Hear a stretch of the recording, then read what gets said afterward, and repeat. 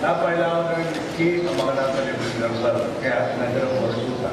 97.25% po ng ating target position ay ganyan na. Inaasahan natin, bago tayo bumaba sa pwesto, lahat ng naitala ng taong 2,000 na isa. Hindi lang po sa Panay, pero sa buong Pilipinas ay nag-drive sa po. Dito nga po sila, sa Panay Island, hindi rin kayo pinabayaan.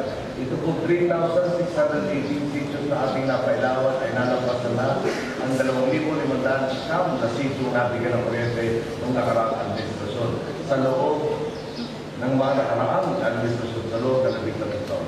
Ngayon nga po, 98.6% ng mga sitio sa Panay may kuryente na.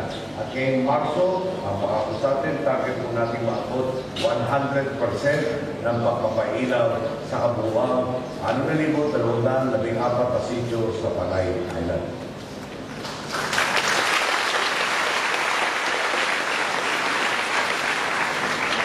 Itong pagpapatayo naman, mga paralan, pagpapailaw sa mga komunidad, kasama ng pagpapunta sa infrastruktura at serbisyong patipunan, ay aligin ang ating agenda ng malawakang reforma.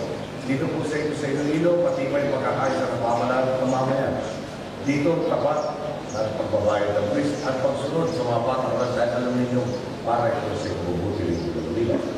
Tulad na lang ng payapat na pagpapay ninyong relokasyon sa ating mga informal center families.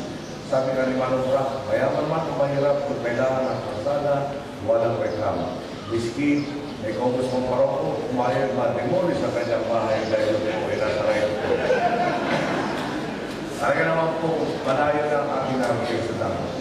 At marami ang naging hakbang sa mabuti pamamahala.